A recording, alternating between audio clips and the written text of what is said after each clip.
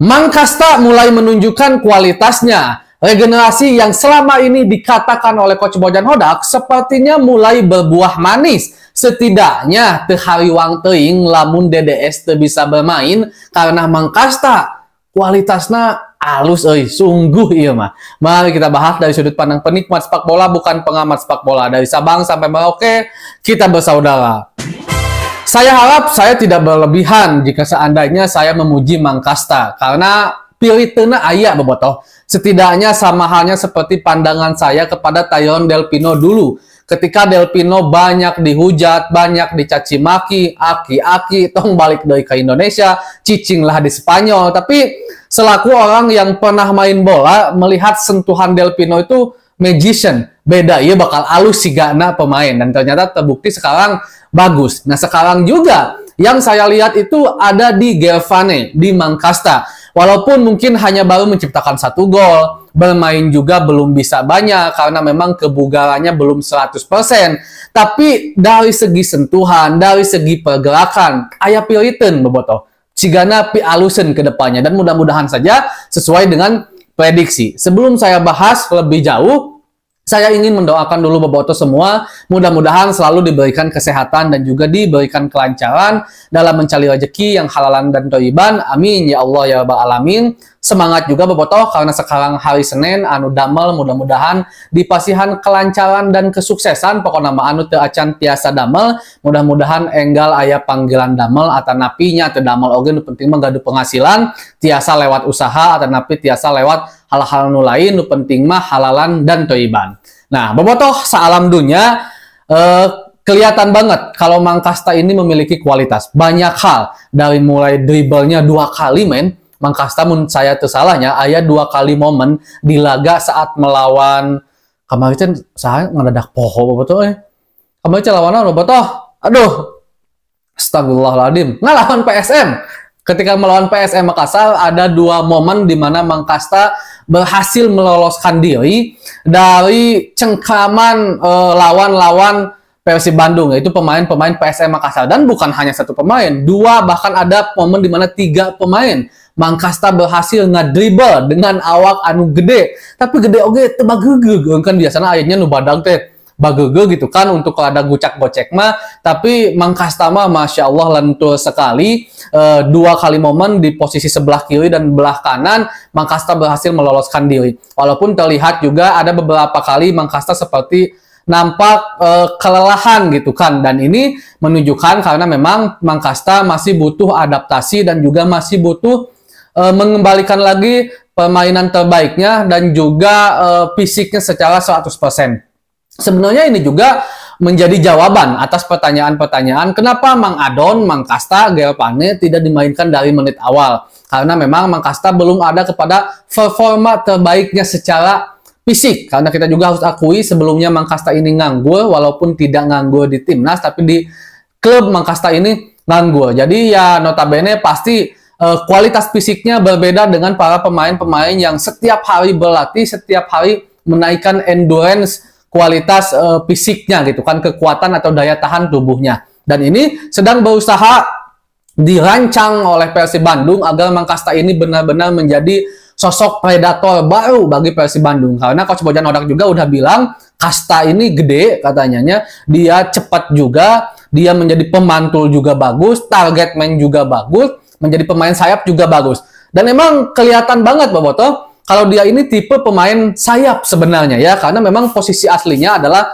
penyerang sayap, cuman di timnasnya ini sering dimainkan di posisi nomor 9, bahkan menciptakan gol yang cukup banyak di timnasnya ketika bermain sebagai target man. Tapi ketika Mangkasta harus melebar untuk meminta bola atau mengejar bola, entah itu di kiri atau di kanan, kelihatan banget ciri khas seorang penyerang sayap. Itu apa? Bisa otak-otek lah, mencek bahasa orang Bandung malah siga ciciro gitu kan, bisa melewati beberapa pemain. Sementara kalau untuk di posisi nomor 9 kan lebih identiknya itu yang penting finishing dan juga menjadi pemantul. Itu juga untuk sementara ini diperlihatkan dengan bagus oleh seorang Mangkasta, beberapa kali menjadi pemantul bola yang luar biasa. Dan bagi saya Persib Bandung sekarang bukan bagi Persib Bandung, tapi untuk di Liga Indonesia hampir sekarang itu agak sedikit ya langka lah memiliki seorang striker yang jago pemantul. Kalau Persib dulu punya Christian Gonzalez. Jadi ada beberapa strategi bobotoh yang saya pelajari di dunia sepak bola dulu. Tugas striker itu kadang-kadang hanya cukup menjadi pemantul saja. Ketika bola itu dikasih oleh playmaker, oleh juga seorang penyerang sayap, bola itu dikasih ke nomor 9, dia tutup badan dengan body change-nya gitu kan.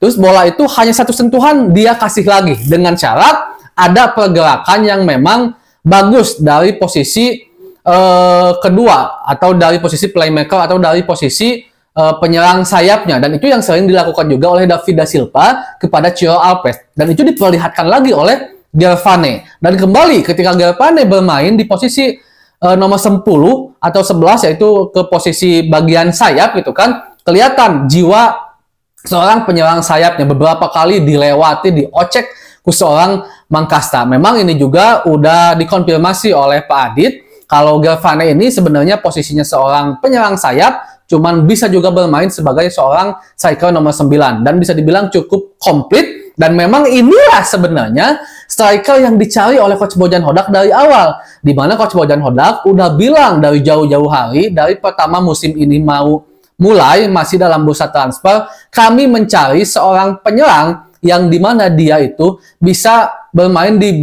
berbagai posisi untuk penyerang. Bisa di sayap kiri atau kanan, bisa di posisi nomor 9 yang ada David da Silva, bahkan bisa seorang playmaker atau second striker. Maka ditemukanlah King Mailson 5 waktu itu. Harapannya bisa seperti itu, tapi sayang bisa dibilang gagal atau kurang berhasil di Mailson 5, yang pada akhirnya Coach Bojan Hodak mencari lagi dan bertemulah Gervane. Ini tentu harapan besar kita di tengah dimana David da Silva udah mulai tua ya bobotoh. Bukan berarti ketika saya bilang tua David da Silva kudu out dari Persib Bandung, enggak ya, jangan dipelintir ya bobotoh. Tapi maksud saya, mau tidak mau, suka tidak suka, awal atau akhir, cepat atau lambat, David da Silva memang akan habis waktunya karena dimakan usia, dan penggantinya itu udah harus ada. Dan penggantinya layaknya adalah pemain yang memang nantinya sudah merasakan atmosfer bermain di Liga Indonesia.